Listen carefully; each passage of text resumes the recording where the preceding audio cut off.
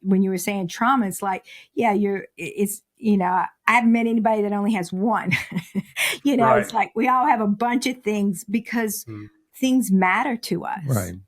If it doesn't matter to you, there's not a trauma, but if it matters to you, it's going to hurt you and it's going to be traumatic. What I love about one of the things I discovered when I started working with Holly Kim, and she was kind of showing me the way she works, and that's what we really integrated in our book.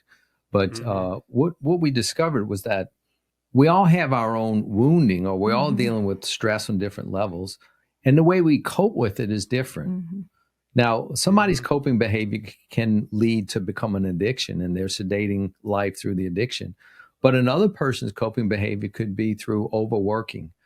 Another person's can be through unhealthy relationship with food. Another person can be hyper-religiosity. I'm not talking about healthy spirituality or healthy religious practices. And and not all of those fit the category of addiction, but all of them fit the category of coping behaviors that can become self-destructive. Yeah. You're listening to When God Intervenes, the podcast where faith, hope, and healing come together for families with a loved one battling addiction. Hi, everybody. I'm Daryl Rogers, your host. Welcome to another episode of When God Intervenes. I'm here today with Dr. Dean and Holly Kim Sunseri. Dr. Dean Sunseri and Holly Kim Sunseri, co-authors of A Roadmap to the Soul, a practical guide to love, compassion, and inner peace, are seasoned experts in guiding individuals, couples, and families toward healing and purpose. Married since 1991, their dynamic partnership blends over 3 decades of experience in helping people overcome past trauma, break free of self-destructive patterns, and discover a deeper, more meaningful life. Their insightful approach offers both practical wisdom and heartfelt inspiration. Welcome to the show, Dr. Dean and Holly. Good to have you today. Yeah, it was good to be here. Yeah, we're happy to be here. I love that introduction. It's hard to believe we're talking about us. So, and you're in, did you say, not Baton Rouge?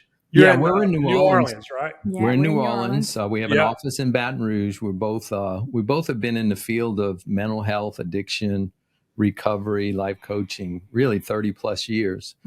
And it really came out of, like so many of us, our own journey and our own story that led us to really embrace and want to help people in the same way that we were helped.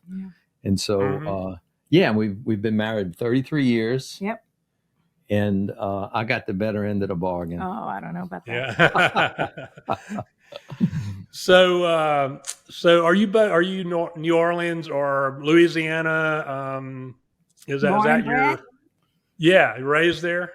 Yes, I'm from New Orleans, and Holly Kim's from a town that's actually south of New Orleans, if you can believe there's a south of New Orleans called Thibodaux. Yeah.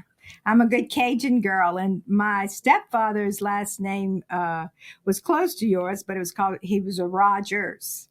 Yeah, from Mississippi, but my father and my mother are both from Louisiana. Yes. So I'm a Louisiana girl, born and bred, Cajun woman. Yeah. That's neat. Visited, been down in the area a few times, but it's been a little while now. But anyway, really neat.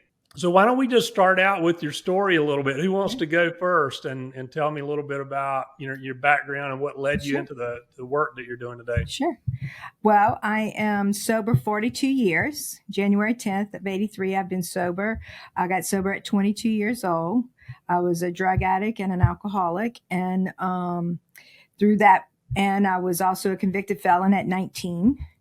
And through that process of, realizing what's interesting is that you talked about your doing interventions. My mother did an intervention on my stepfather. And when I was 21 years old, I was already married, still using. And, we were part of that because I grew up with my stepfather since I was 6 years old.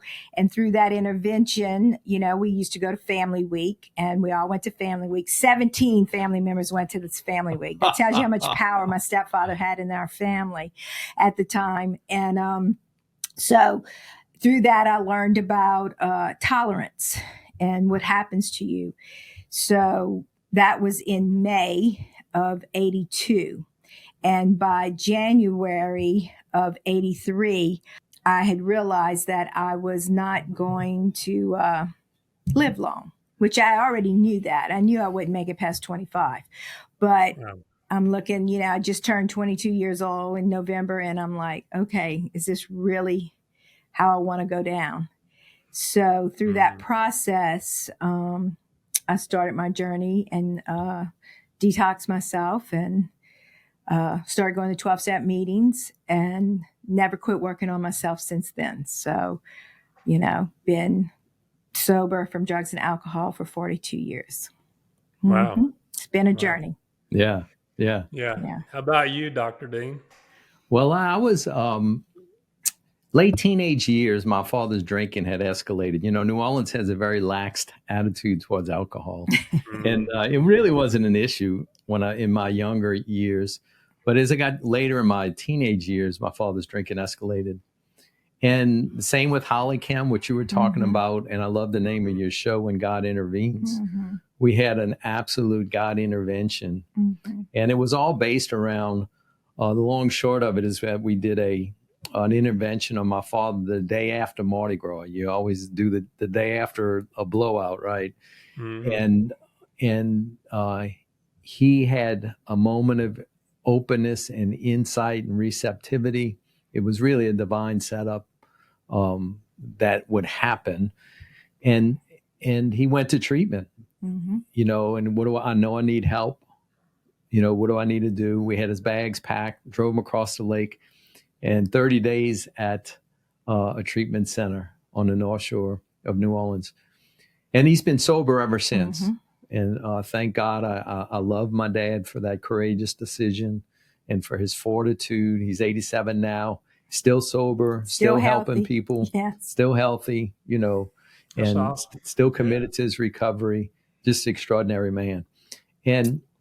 But at that time, as you know, perhaps, and everybody knows that when you're dealing with addiction in a family, it just doesn't affect the person that's suffering. It affects everybody in the family system. That's right. Yep. So back in those days, the whole family would go to the third week of treatment for the full week. It was called Family Week. Yeah. And so we were invited to go from 8 a.m. to 6 p.m, Monday through Friday, to support him in his recovery. And so we did. And I tell you, I was so blown away by that whole process. I could see early signs of addiction in me.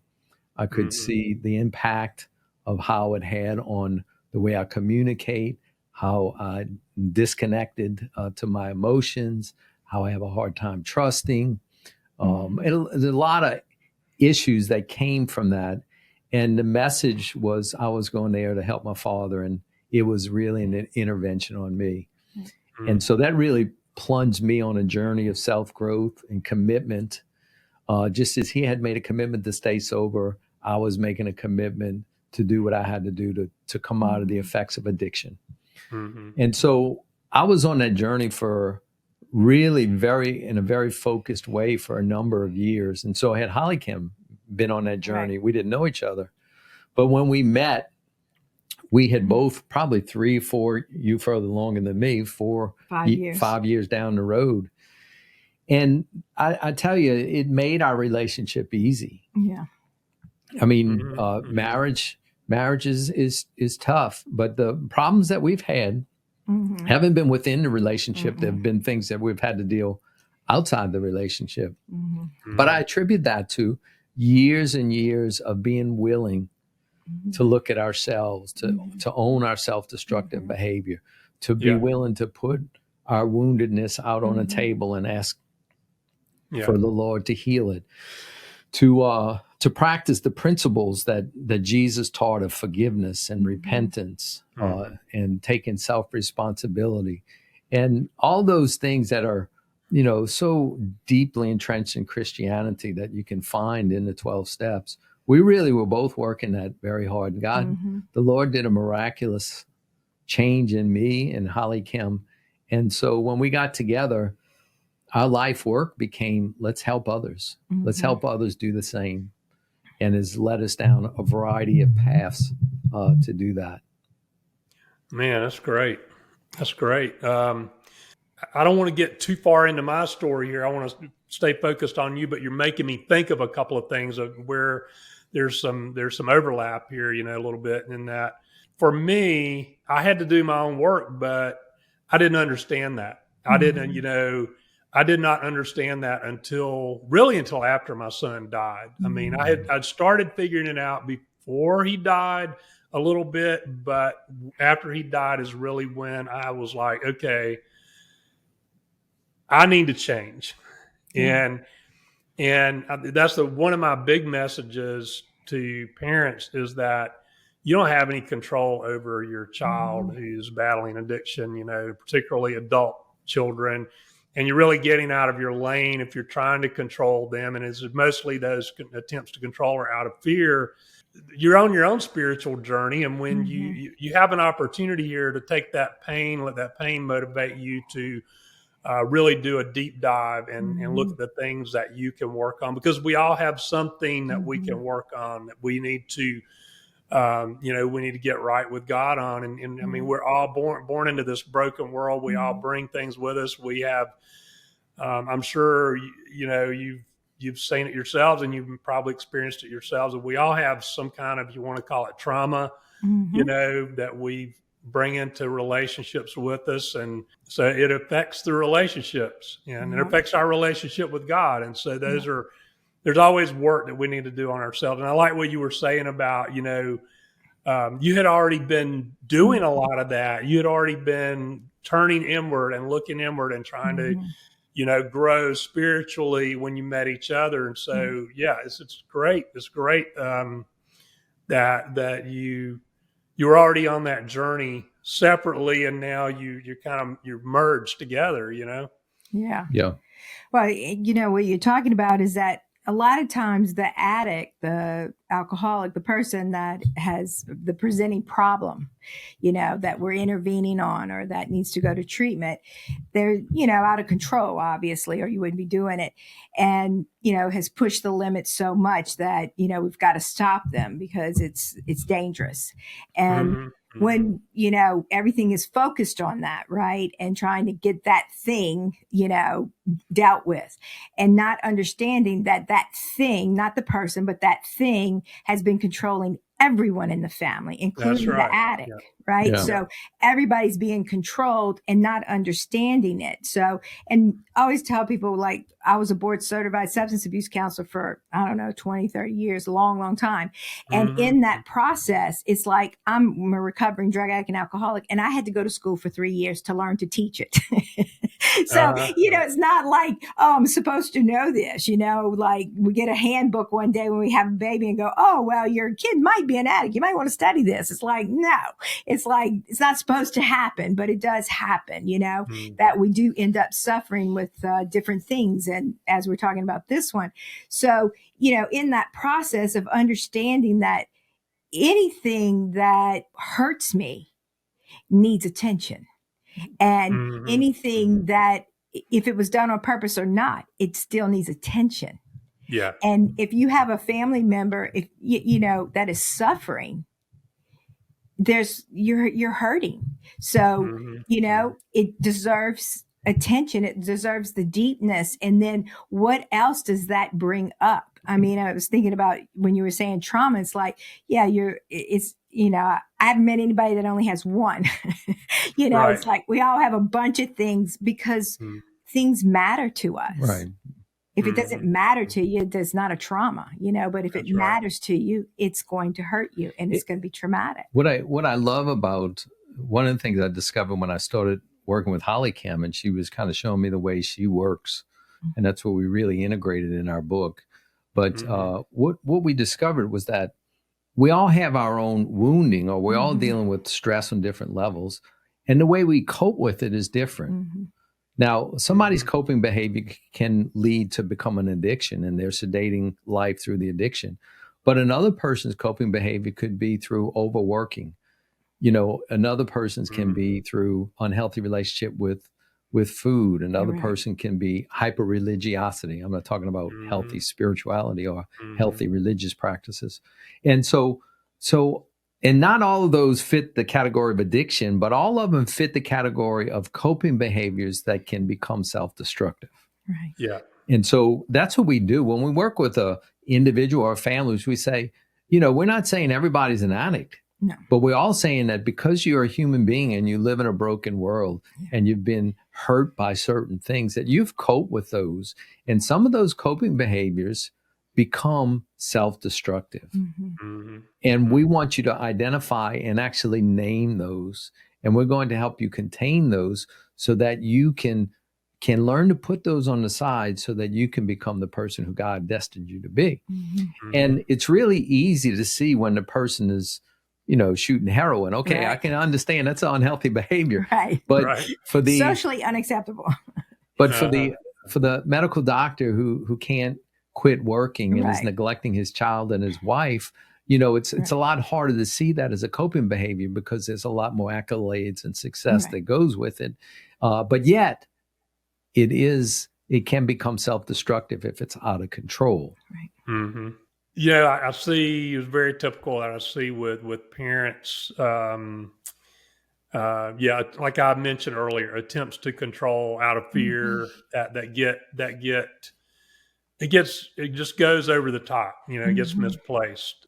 I mean, there's certainly they love their children, Of and they course. want to do what's best, but Mhm. then it becomes at some point it becomes dysfunctional. It Mhm. becomes it just goes over the top. I'm sure you get what I'm saying here. Yeah, I Oh, mean, definitely. I always say it's admirable for you to love your child. Mhm. The question is not that you love your child, it's Right. how you're loving them. Right. Mm-hmm. And so the how can become a place where it actually hurts them. Yeah. Yeah. Because I always use an example. If my brother has a gambling problem, which he doesn't, but if he did, and he came to me and he said, "Can I borrow $1,000? I need to keep my lights on and pay my house note." Well, the first thing I would say is, "Well, what happened with your money?" Right.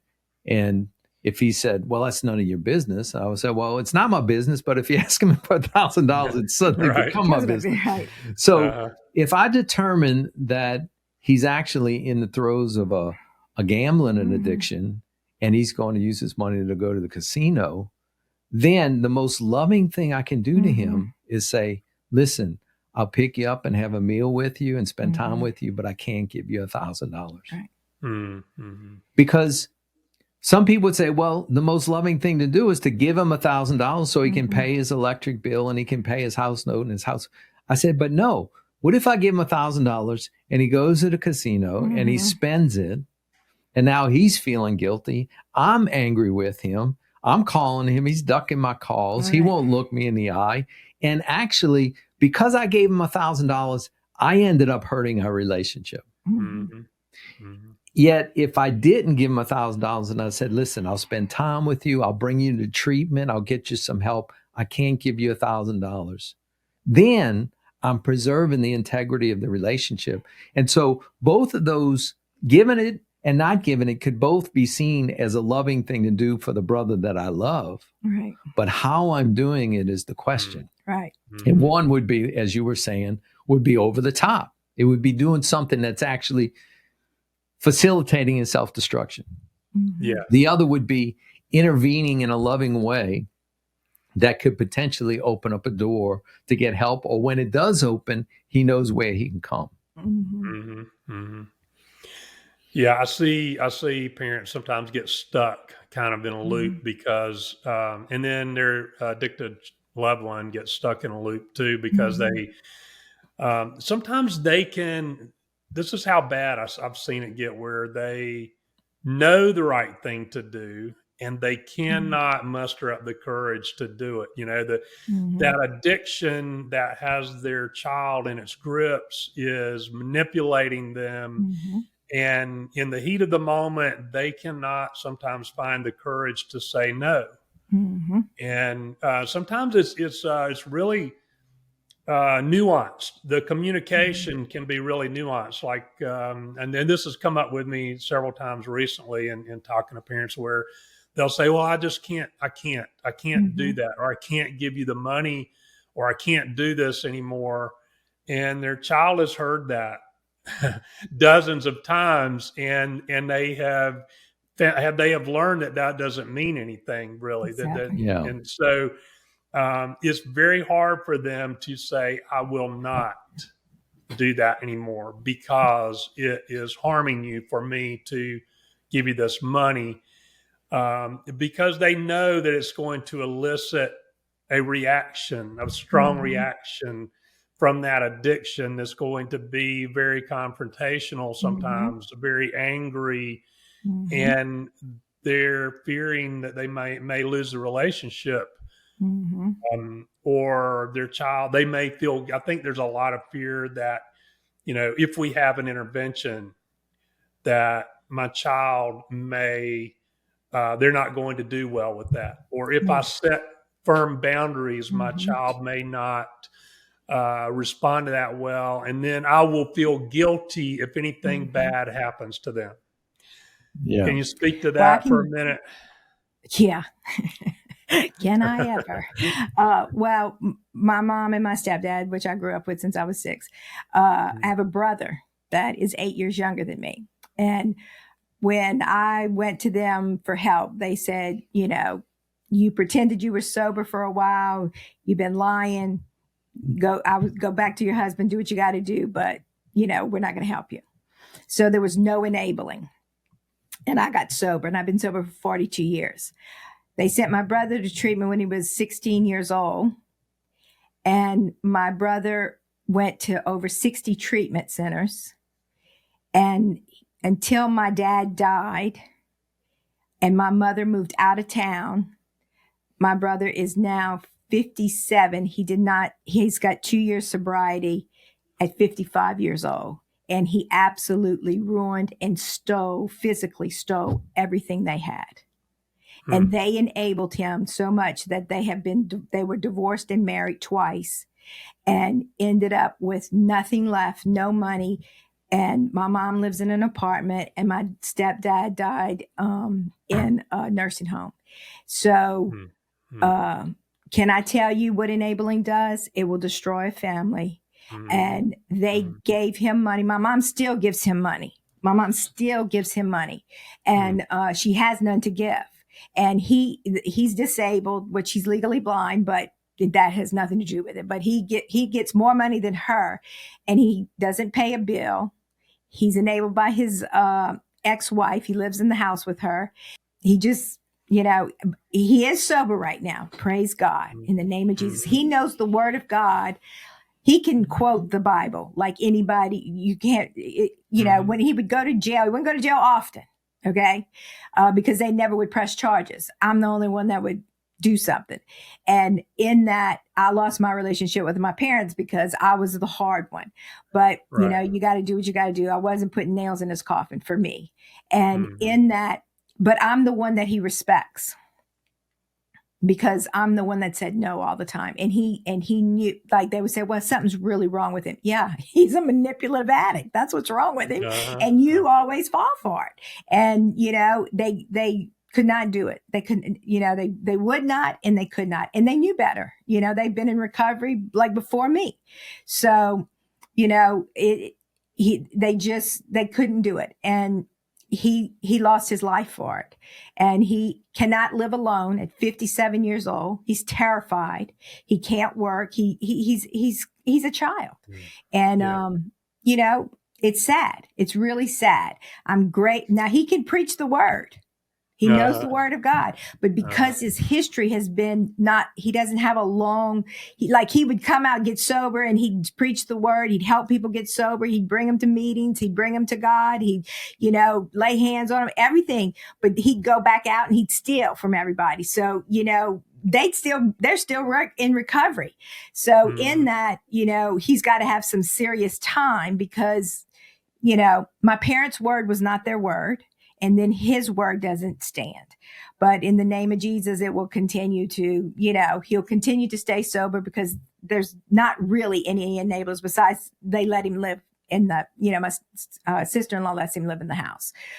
Because my parents don't live here and his dad died, he has a chance of having a better life. Right. Which is really sad. Wait, It the is point sad. being is that once the enablers were Stopped. gone or out of town, Yes. he got sober. He got sober. Yeah. Yeah. And that was the message all along. Yeah. And I remember Holly Kim telling me, look, Dean, you need to love them enough to tell them the truth, Mm-hmm. even Yeah. if it risks the relationship. Yeah. And Yeah. that's a hard pill to swallow. It But that is, look, we're not called to be accepted and loved by them. We're No. called to love them. Yes. And sometimes loving them means putting everything at risk. Yeah. And that's really, as you talking, like that's the biggest challenge usually for a parent Right. is to love them enough to be able to risk the relationship. Mm-hmm. Yeah. Yeah. But you don't Yeah. have one anyway. What's that?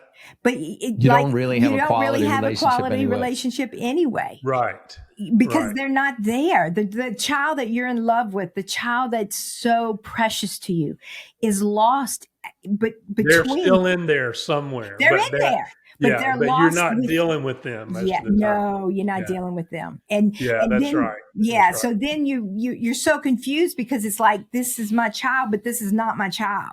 Mhm. My child has been consumed by this sickness, by this disease, that this ugliness, and it's like you're trying to reach in and get them, but who you're working with is not them. Yeah, I always say when you're working with someone or you're intervening, I said the rules are you need to be direct, you need to be honest, and you need to be loving. Yes. And why that's so hard is because oftentimes they're being indirect, dishonest, and angry. So you have to shift. It's like, okay, I need to learn to be direct. I need to learn to be honest and not angry. No, direct, honest, and loving. And that's really the only thing that gets through in terms of an intervention. If the community of people can really master being those three things, direct, honest, and loving, I've found like over 95% of the time, the person goes directly to treatment if it's done and they're all trained. I mean, it's a very, very high percentage. And it's because that is the thing that gets through. And, that's certainly from scriptures, love cast out all fear. With God, all things are possible. But it's when we engage in his ways of handling things, we can break anything. And I think what's also important for parents to hear is that, yes, if you look at it spiritually, addiction is a spirit. Yeah. It's a very strong spirit, but it's not stronger than God's spirit. No. It's not even That's close. Right. Yeah. It's not a lion fighting a lion. It's an elephant fighting a flea. Yeah. There's no comparison. And so I have to take hold that we get intimidated as if this is a stronger power than the power that we're carrying, that we're dealing with. And it's not. It's not. That's right. We need to claim the authority that we have in partnering with God and knowing that his spirit is greater than any other spirit. I remember doing an intervention one time and I broke every rule in the book. I was at this Methodist church and this older couple came up to me and they said, can you help us? And I was actually an associate pastor at the time. And I said, well, what's up? She says, we think our son has drug problems. I said, well, what gives you that indication? Well, he moved back home. He doesn't have any more money. he's staying up all night and sleeping during the day. He's not holding a job. And he's in his what? How old was he? He's in his late 30s, Right. mid-30s. He's not 15. We you know? think he might. I said, I'll be over at 10 o'clock tomorrow morning. Yeah. Uh-huh. And, I mean, as you know, being an interventionist, like I'm breaking every rule. Right. I'm not doing any training. I'm not doing any coaching. But I just felt an unction on the inside to do that. So I go over and I'm praying the whole time. And I'm saying, Lord, there's nothing more powerful than you. In your name, whatever spirit's inflicting this young man, I command it off of him. I command your spirit to reign, to be with, I was just in this really intoxicating, empowering prayer. And I get in there and they're sitting on the sofa. And I said, well, we'll get your son. And so the mother goes upstairs. She comes downstairs shaking his head. She said, under no circumstances is he coming down, he said. So the dad goes, let me try. So he goes upstairs and he comes down shaking his head. Under no circumstances is he coming down. So they said, let us both go try. So they go upstairs and they come back downstairs and they're both shaking their head like, he's not coming downstairs. Now, while they went that second time, I was like praying really, I was just, Lord, you with me. You're stronger than whatever is destroying this young man and this and that and this and that. It was really taking authority. So when they came downstairs, I did something that I would never do. I've never met this guy. I had this unction, go upstairs and tell him to come downstairs. So I'm like, oh. So I walked up the stairs. I knocked on his door and I opened it. And he's looking at me with big eyes. I said, my name's Dean. And I'd like you to come downstairs to talk to us just for a few minutes. And if not, we'll come upstairs and talk with you. Your choice.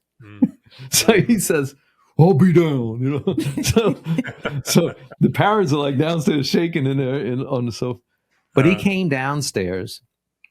He shook my hand, sat down, and I just started talking to him. And within 10 minutes, he was ready to go to treatment. And the very spirit of addiction, that resistant, angry, belligerent, was off of him. I mean, he came downstairs and it was off of him. And their jaw dropped. He was receptive. My jaw dropped, and we brought him to treatment. And what I'm saying though is that was an example. I don't advocate doing it like that, Right. But Right. unless you really feel an unction, but Right. but the fact is that God's spirit is so much more powerful than the afflicting spirit that's trying to destroy. And we need to understand that. We need to take our authority. We need to claim it. We need to start having faith that that's the truth, because it is the truth. Yeah. Yeah. I just made a video on social media that's something along those same lines. And Jesus loved people enough to tell them the truth. Yeah. And you have to really check your motives on this. You know what I mean? Like when we're confronting someone in love, we have to make sure that our motives are pure. But we get ourselves out of the way, and sometimes there's a right time and a right way to present someone with the truth that you're going to get pushback on, right? Or that they're maybe not going to respond well to. But that's where that courage, they have to muster up the courage. And God can give you the courage to do that through the Holy Spirit, to speak the truth in love and stand firm in that. And, I think so many people get this idea that, loving somebody means that you can't ever be confrontational, that you can't ever stand on the truth, or it's the other way, and look, I've been like that a good portion of my life where, I had to learn to change where, I was kind of my personality default is non-confrontational, but then I would get to the point where I'm like, by the time I was ready to confront someone, I was like, I'm really angry, right? And you're going to get everything with both barrels. And neither one of those ways is right. Right. It's like you have to find that sweet spot where you can confront in love but still be willing to stand on the truth and tell them the truth, even when it, but you can do that without being ugly. You don't have to be Right. ugly, Right. but you have to be firm in Yeah. delivering it. I think I love what you're saying, and the order is real important. You know, in Scripture it says that Jesus is the Word, right? And he was full of grace and full of truth. Mm. And, you know, grace is when you have an unconditional acceptance of where a person is and treating them with dignity and respect, even when they don't deserve to be treated with dignity and respect. So if somebody spit in my face and I gracefully responded, but didn't do it in a retaliatory way, and you were looking, you might say, wow, you handled that gracefully. Like I treated this person with dignity and respect, even when they didn't deserve to be treated. And so grace is very important.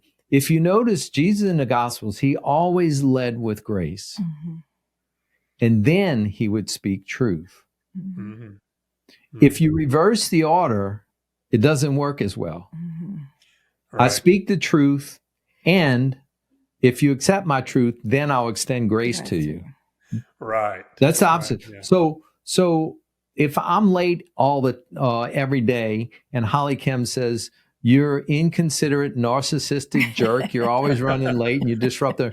It may be absolutely true, but it's not going to have too much of an impact on me. It's not going to land well. Yeah. But if she says the results that you want, right? As the pilot would say, it's not going to land well. Right. He would know. He would know. Yes. Now, if she said when I came home late, honey, you know, we really want you here for dinner. And it works so well. And it's so important for me to have you when we eat dinner together. And it makes things run so much more smoother. And I miss you when you're not here. Can you work on not being late? You've been late every day this week. All of a sudden, she led with grace. And I'm like a dog waiting for a treat. You know? Okay, anything else? And I think it's really key that the order is very important. When he dealt with the woman who was thrown at his feet, who had committed adultery, and she was to be stoned, he said, whoever hasn't sinned, throw the first stone. They all dropped their rocks and walked away. But he turned to her and he said, woman, do they not condemn you? And she said, no. And he said, neither do I. That's right. Yeah. Grace. Yeah. And then he said, go and don't do this anymore. Spoke the truth. So what we aspire to, especially if we're dealing with someone who's suffering, if we just are graceful and we don't speak the truth, then we enable, right? That's right. Yeah. So we need to lead with grace, and then we speak the truth. And that's what brings maximizes the chances of bringing conviction. Yeah. This is much more this is not on as much of a spiritual level, but I use a similar concept in that just in communication in general, when I'm talking to people a lot of times, training families, because so if you have something like that, you have to say, I call it the sandwich method. You start out with a compliment, or you say something nice, and then you deliver. It has to be genuine. You can't make it up. But if you can pay a genuine compliment or something to start the conversation out like that, and then you deliver the things that you have to deliver, and then you wrap it at the end with another, something nice to say. It's a lot smoother, and it's not quite what you're saying. It's not quite on the same level as what you're saying, but it's a similar concept. Well, and coming from an addict point of view, one of the things that parents need to hear, or spouses, is that we know we're addicts. We know we're alcoholics. Yeah. We may not tell it to you. We may not own it. Because that's part of the sickness, is the denial. But the truth is, you know it and I know it, that I'm suffering. And I'm suffering with something that I have no power over. And, the only people that have to control alcohol and drugs is an addict. and an alcoholic. Normal people don't think about, you know what, I'm only going to have 3 drinks today. Normal people don't do that. Normal people go somewhere and someone says, would you like a drink? They say yes or no. And that's it. They're not thinking about, if I hurry up and drink this one, I can get another one before my wife sees it, or I can hurry up before my daddy sees me and I can get 4 down. They don't do that. Normal people just have a drink, or they don't, or they have one and they never finish it, or, it's not like that where, where someone that has alcoholism and is suffering, they're thinking about, okay, well, this event, I'm only going to have 2. And they only have 2. And they go, well, see, I don't have a problem to the world, right?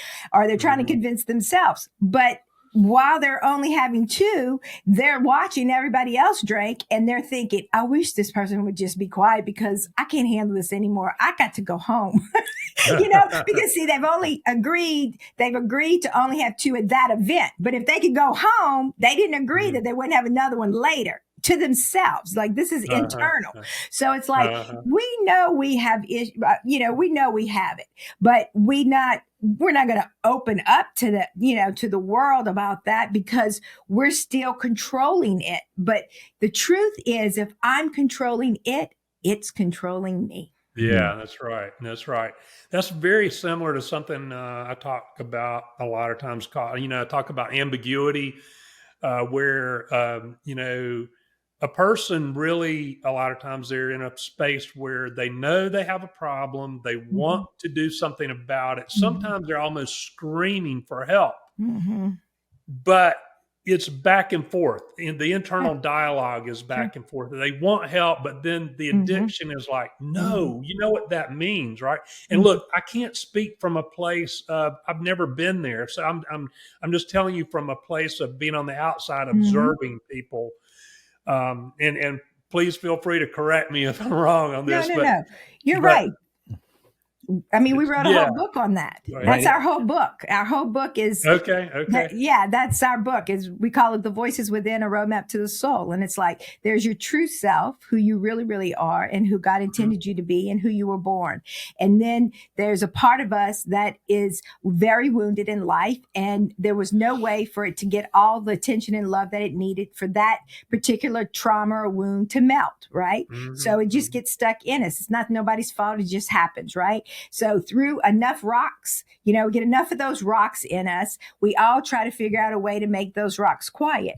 Some of us become workaholics. Some of us become cleanaholics. Some of us become worryaholics. Some of us become all kind of aholics. And then the ones of us that go across the line and become drug addicts and alcoholics, then that voice is very loud, but it's very loud in all of us. And it says, stop, like, I need a drink. I need this. I need this. So then when you're confronted with stopping those things, because now they've caused much destruction internally, it's the voices within, right? That one says, I want to get sober. And then there's another voice that, have you lost your mind? This has always worked. It will work. And I'm not giving it up. So what I always say, if the true self is happy, the protector part of us that wants to stop the pain is not going to be happy. If my protector is happy, getting drunk, getting high, sedating, worrying, whatever, my true self is not happy. So the only way to have true inner peace is to know the different parts and to know who's going to get the power here, who's really going to win here.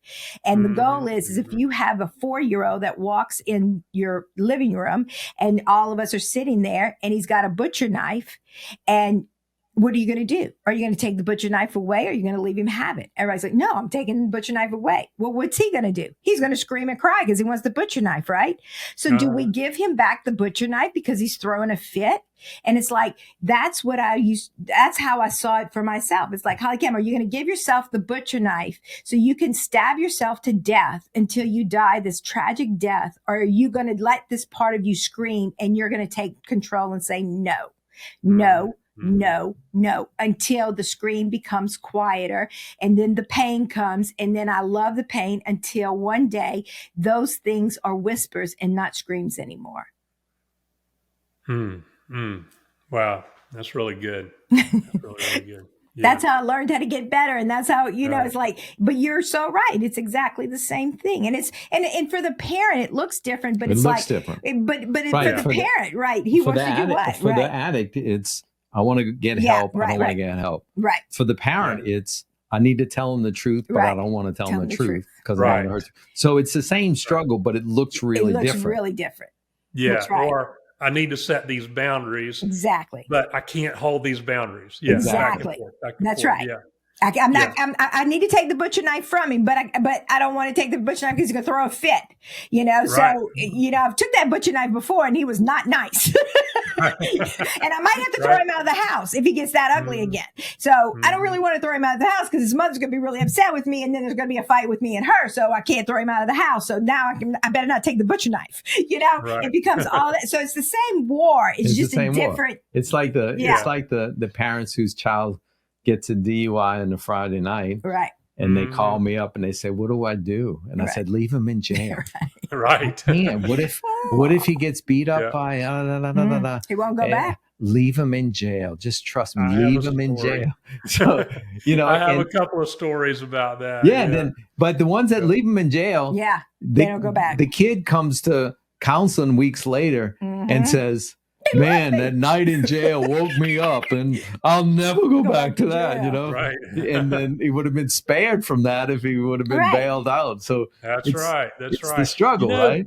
There's an interventionist friend of mine. His name is Sam Davis. I got to give him credit here because he's a good old boy from Virginia, and you have your own dialect, if you will.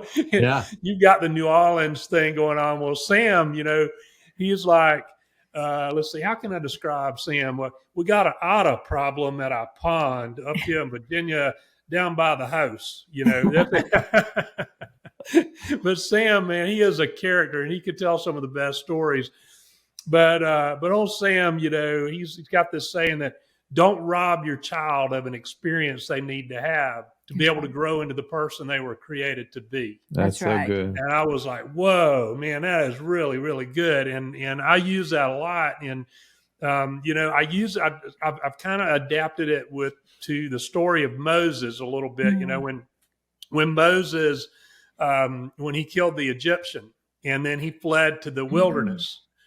I don't know the whole timeline there because there's some pieces missing, but I know he was in the wilderness for a while. And I think, while he was there, he had an experience, and he saw the burning bush while he was there, but he spent some time in the wilderness, and God used that time to mold him into the person he needed to be in order to become the leader he needed to be to lead the Israelites out of Egypt.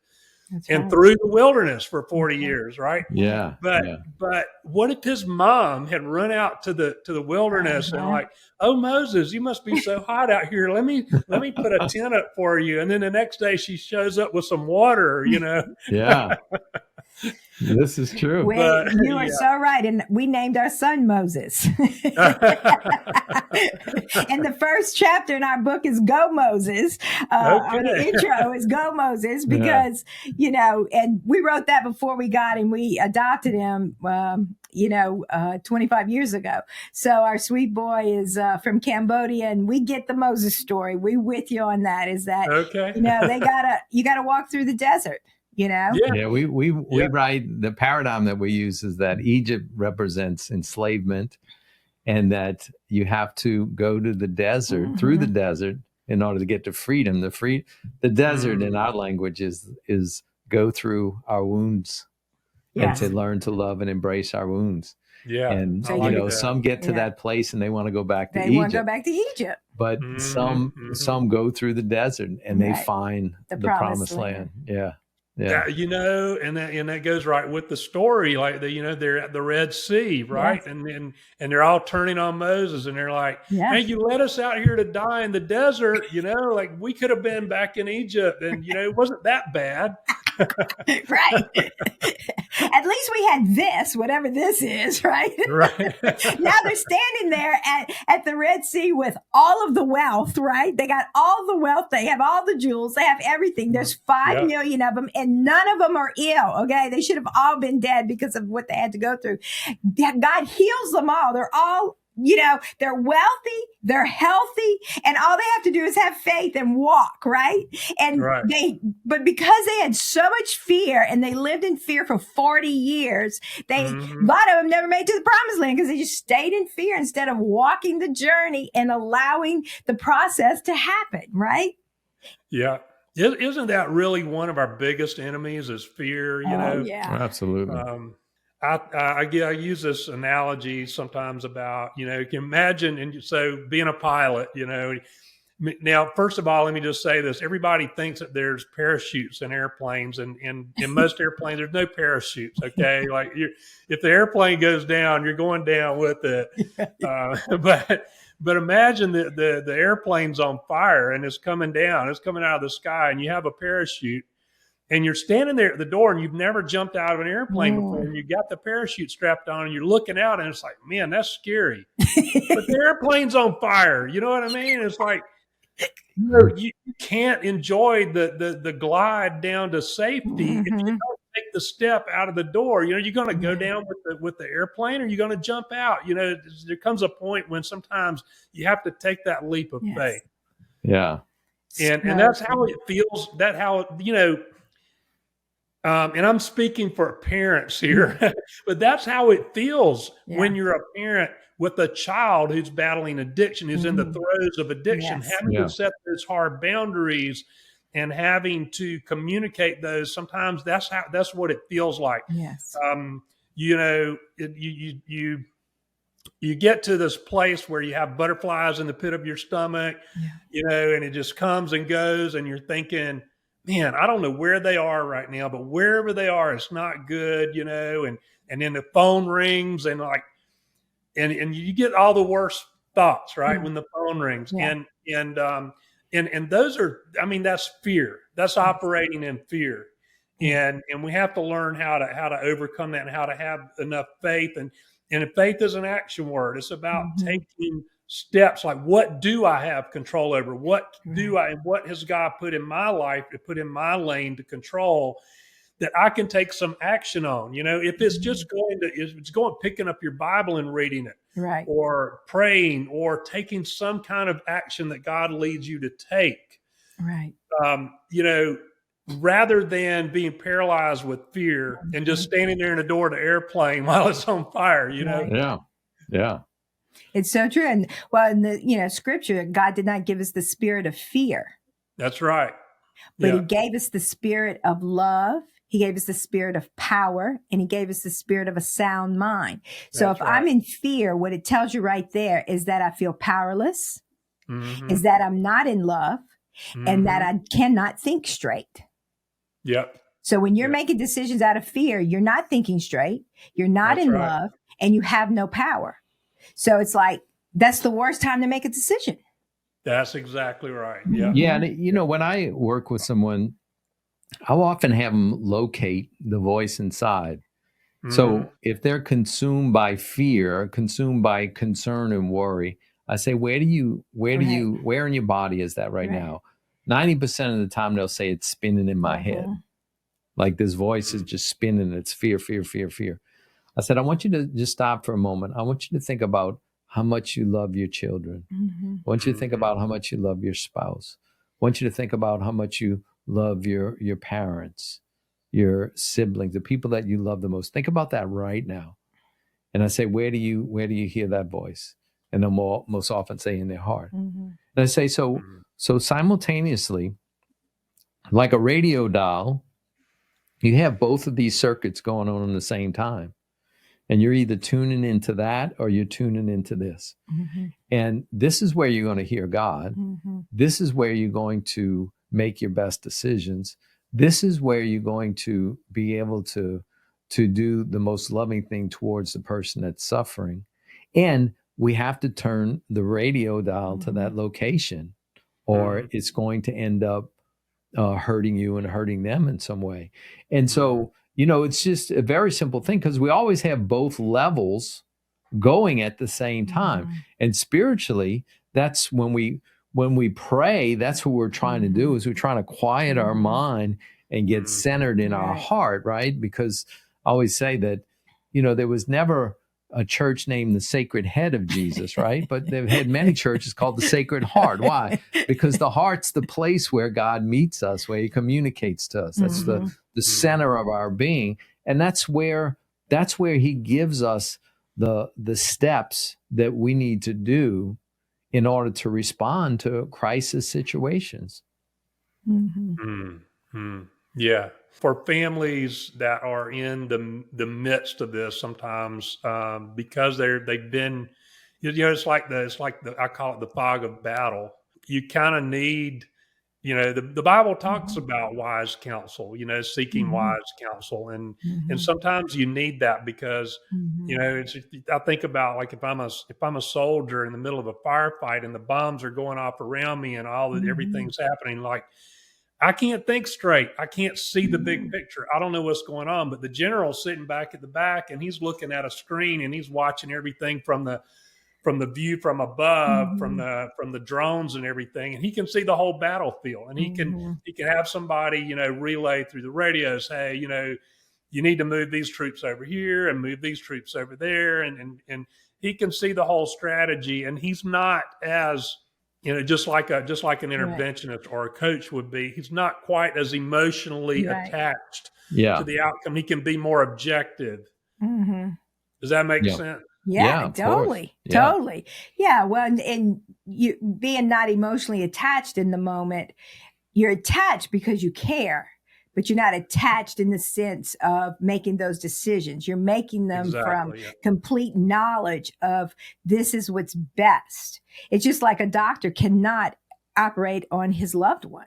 He cannot. He's not allowed. Like, I had a good friend that is a heart surgeon, and when my stepfather needed he needed heart surgery, he was scared to do it because he's so close to me. And I'm like, no, I don't want anybody else doing it. And he's like, but if he dies, I don't know what I'm going to do, Holly Kim. I said, well, if he dies, he dies. Okay. But if he's in your hands, he has a better chance of living than not dying.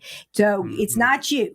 If he goes, he goes. I will never blame you. I said, you just be you, as though you're operating on the guy you don't know. You just be you and you'll be fine. And, but his wife called me and said, he is a nervous wreck. He has called me and he's got everybody praying. But, and it wasn't even of his family. It was, just because he was close to me. So that's why exactly what you're saying. We can't see it as well because so much is involved in our connection. So to have an outsider becomes really important. That is a loving, kind person that has a view of this, has knowledge that can guide us through.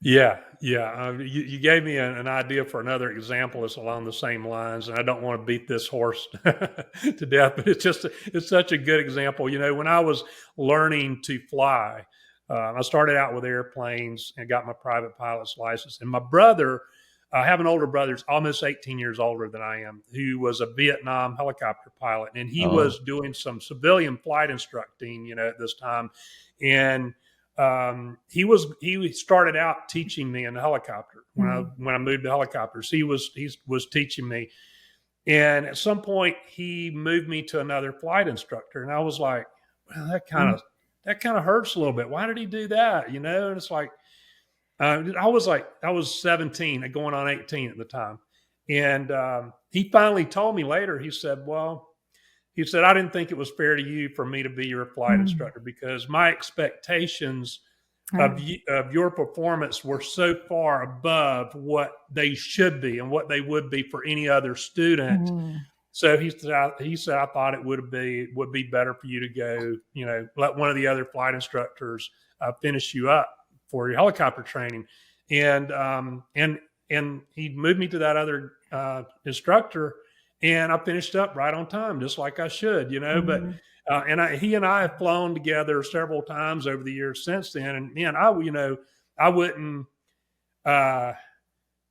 He is the best helicopter pilot I've ever known. Wow. I'm sure there are other people that would argue, but I would put my life in his hands if I needed to go somewhere in a helicopter. I mean, he is really one of the best. So, wow. Yeah, that's so awesome. Yeah. I was thinking about I was Go just ahead. thinking about I'm my sorry. stepfather, that he was a Green Beret in Nam. Well, before, he never went to Nam, but in 64 to 67. And, they some tough guys, right? And he could not tell my brother no. You Like, know, this is and a that tough goes, man that can't say no. yeah. You know what I'm saying? It's Yeah. like, so for parents to hear that, like, this is a Green Beret that, hmm hmm lived in the jungles for 4 years, and, behind enemy lines, and all that they have to do and be, and, no tags, no nothing, these serious men. And tough. And, Yeah. he couldn't say no to my brother. Yeah. Yeah. That's how much I've fear heard he had. similar stories just Right. recently. Yeah. Yeah. Yeah. Yeah. Isn't that amazing though? Yes. Isn't that amazing? And but the things that we go through, we were just talking about the journey earlier, Mhm. allowing your child to have that experience. And I would have never chosen the path that I've gone down with losing my son. It was Yeah. heartbreaking, and it's been a tough path. Even, it's nothing that I will ever get over. No. You don't get over something like that, but Mhm. it changed me, and I'm still a work in progress, but um, I wouldn't be who I am today had I Mhm. not gone through that, and I wouldn't have met some of the people that I've met. And my life has been enriched in so many interesting ways through some of those people. So, I think the same is true with your child, that you have to Mhm. look at it like that as a parent. Mhm. Like, you have to allow them to Mhm. to have that experience, so that they can be molded, so that God can mold them into that person that, help them reach their potential. Mhm. And Well, I know it's hard. I know it's hard to mhm. watch them suffer. Yeah. Yeah. But yeah, and we, obviously we want to do everything we can to give them the opportunity Mhm. to recover, and so we can put those opportunities Mhm. out there. But ultimately, it's up to them and God, Mhm. Yeah. to take those steps. Well, Chase was when you're talking about Louisiana. He went to school he played Division II football, and he was at a school that was it was close to the border of Illinois and Missouri. But mm, he took a spring break and went with mm. some buddies down in New Orleans for Mardi Gras. Oh, And Uh, wow. then they posted videos online, and he didn't know I was looking at those videos on YouTube, and I was just like, oh my God, it was like, that was scary, because they Mhm. were all just completely out of their minds, Yeah. when they were making these videos. And but when you were talking about Mardi Gras, kind Mhm. of brought that little memory back. And Mhm. he dated a girl that was from St. Francisville. oh Oh. yeah. When he went to a military school in the middle of his junior year, he transferred this military school in Virginia and finished up high school there. And she was attending a school that was a boarding school for girls, Mm.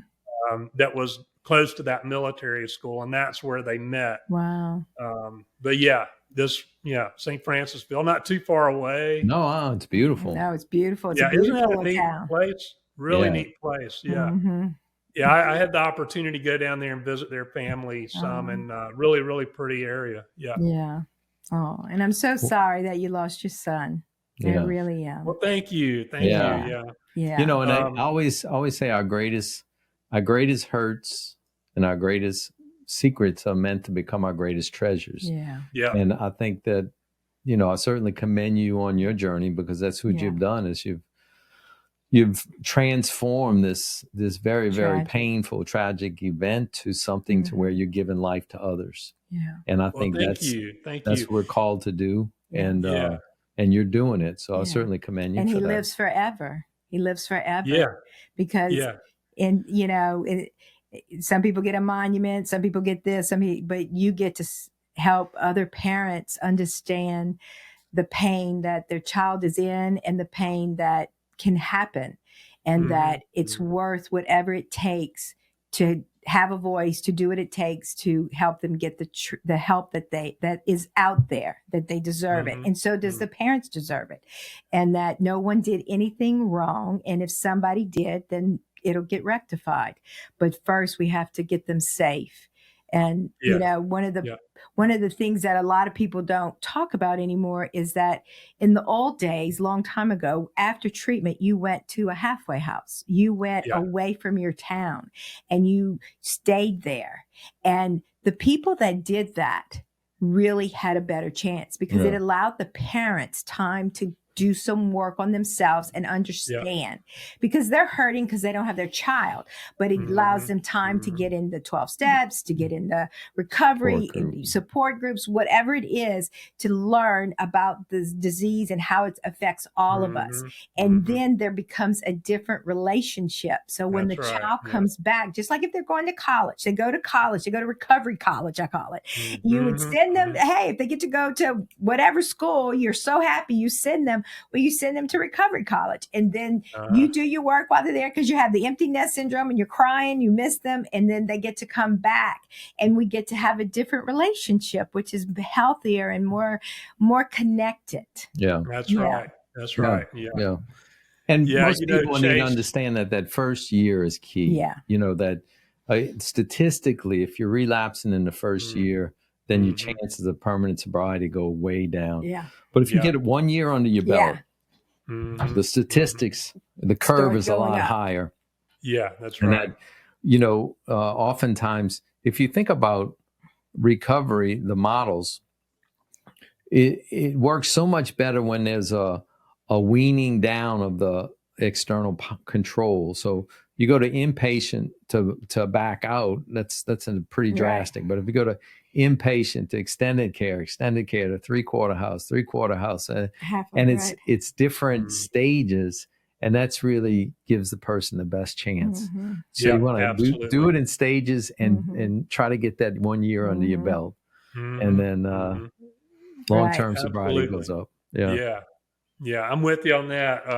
With our story, Chase did go to a halfway house after treatment, and he ended up bouncing around to several different ones. Some of them weren't managed so well, but a lot of it was him too. And the last one he was at, I liked the guy that was managing that house a lot, but he ended up. He got kicked out of that house and he ended up moving back home. I let him move back home and I wasn't doing my work the whole time. Sure. And so that was a recipe for disaster, right? Sure. Allowing him to move back in, especially still not understanding addiction, having not done my work. So that's one of the things that I talk to parents about a lot is, number one, rarely is it a good idea for them to move back in at home. Right.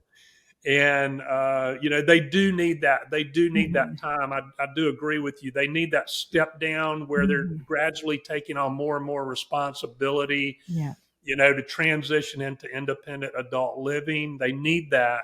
Yeah. And then the parents need to be doing their work so that they understand how the dynamics need to change, with the relationship.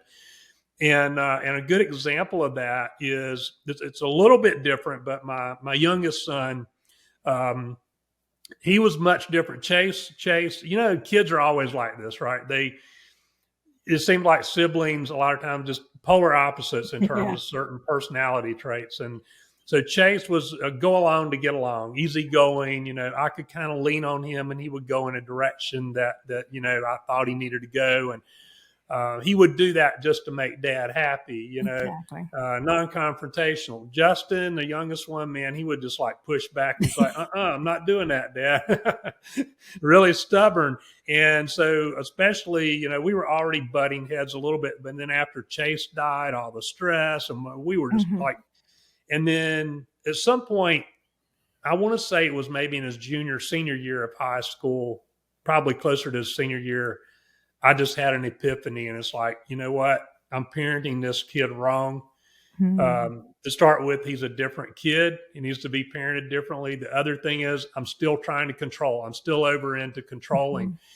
And I started just backing up and letting him make his own choices, make mistakes. And I'll never forget, like second semester of his freshman year, he calls me one day and he's like, Dad, I got to ask you a question about this situation with this girl. And it wasn't anything serious. It was just a dating thing, But I couldn't believe he was calling me to ask me for advice. But we've had a great relationship ever since. It just totally flipped the relationship when I let go of attempts to control, and allowed him to start running his own life.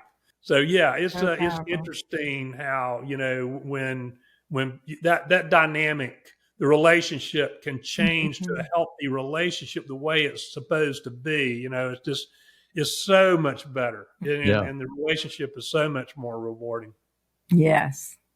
Yes, I love that because it's, just understanding our peace, understanding, and, that's one of the things that we wrote a course on because we wrote a course on the book and that, roadmap. And in that, it was like taking you through each step, like how do we protect ourselves? And then how do we control? How does our wounds, what are they? And how do they look? And then who is our real true self and allowing that to come out? And then how do you manage all of that stuff? And then what are your dreams? So it's like bringing them through the process of, I may be in a good place, but there's always more, right? Or maybe I'm stuck in something, or I keep cycling through this, or there's an issue that I'm stuck in. And it's like being able to really work through that so you can become all that is out there. And there's no fear controlling you. Not that you don't have fear, but how do you manage that? And how do you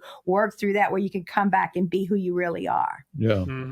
I always use the analogy of, if my son was 4 years old and he threw a rock through my neighbor's window, I go over there and I apologize and I pay for the window.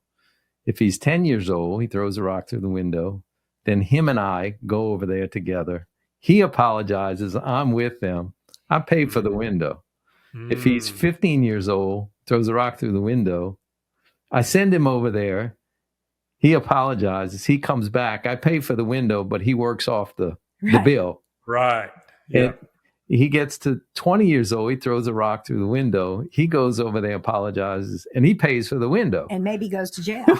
So he did it on purpose. Great. As a parent, it's a disservice to not treat him at the age appropriate level, right? That's right. And when a person's suffering with an addiction, we tend to regress to apologizing to the neighbor and paying for their window. It's That's like, right. it's not our response. We have to just see where we are at this point. What's interesting that I just saw is that in addiction, we go back to where the child was his true self. And that's where we start parenting from. So like if they're, say 15, okay, and the trajectory started to take them off. They might not be a complete addict, right? But they're pulling away. Something's going on that we had that relationship. So what happens is we're still parenting at the 15-year-old, but they keep growing in their sickness, right? But we're instead of us growing, saying, no, you're 20. Okay, you're acting 15, but you're 20, and I'm going to treat you at 20, and these are the consequences at a 20-year-old, or these are the consequences at a 30-year-old. But I go back. What parents do is that we go back and we treat 15. It to 15. Wow! I just saw that. That's interesting. Yeah. Well, even the other side of it, I was talking to a guy who's been probably a chronic marijuana smoker since he was 18. Oh, he's 18, and he's 24 now, and he says he said the other day, I still feel like I'm 18 years old, right? So I don't want to grow up, I'm supposed to stop going into the bars and, running around and being a little more serious. But it's interesting that even he was acknowledging that a part of him stunted and feels like he's at that age. So he would draw that out of his parents, right? To treat him at that age. Right. Yeah. Yeah. Right. There's the guy that started PAL, Parents of Addicted Loved Ones, a peer support group for parents. He talks about something, he calls it delayed emotional growth. When the drugs, sometimes there's a biological, or not biological, but neurological component to it, where the Definitely. brain is affected by the introduction of the drugs or the alcohol in such a way that the child is not developed. Yep. Their brain is the growth is stunted, or they're emotionally that age. Emotionally, their growth is stunted. Yeah. It's very unattractive when you're 45 and you started drinking at 16, okay? And you're still acting 16. Yeah, that's right. Yeah. I always tell I've people seen that. Right. Yeah. And but the parents intuitively want to nurture and protect because that's the age they're behaving like. Right. Yeah. Exactly. Exactly. As someone on the outside of that looking in goes, something's not right with this. Something's not right. He's 40 years old and she's getting a bottle for him. Right.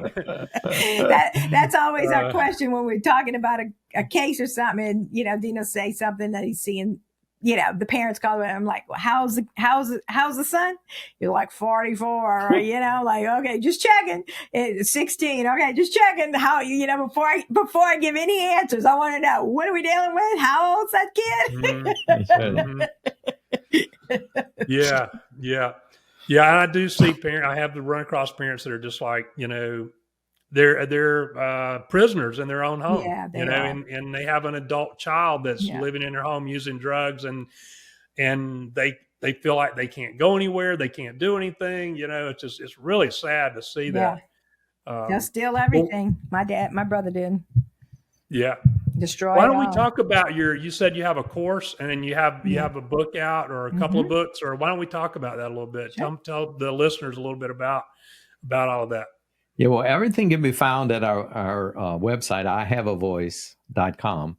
And we have a book called A Roadmap to the Soul. And it's really how to help family members that are struggling with addiction and the addict, how to recover from that. And it's a whole process we walk them through. And for others, it's just it's used real well for couples. And so it's kind of a workbook. It's not just a reading book. Right. It's a real practical application book.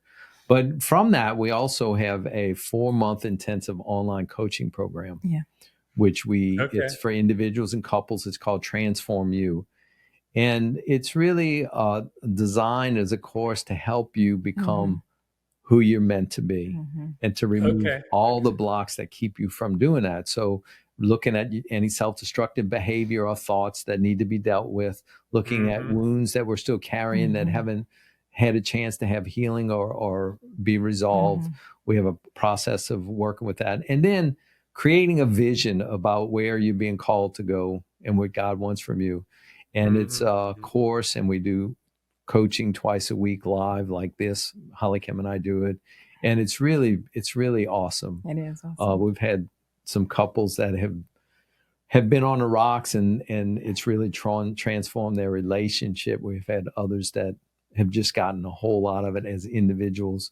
And we've gone international. So we've had people throughout the United States. Yeah. Now we have Hawaii. We have our first Hong Kong. Yeah. And so we're actually Canada. Oh, neat. Yeah. It's a wonderful program. So any of that can be found at ihaveavoice.com. Okay.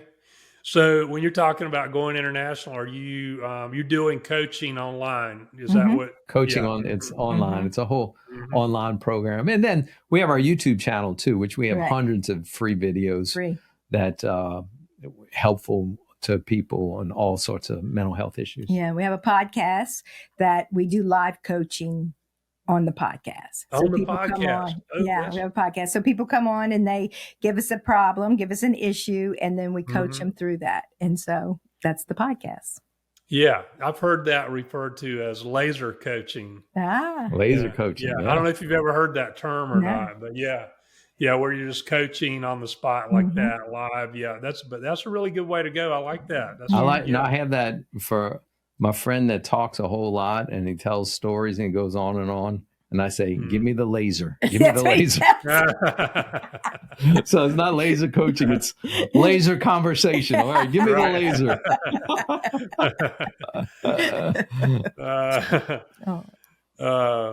Man, I have really enjoyed this conversation with the two of you. This has been great. Yeah, it's been. Thank you so much for reaching out. Any other parting advice or comments for the families out there?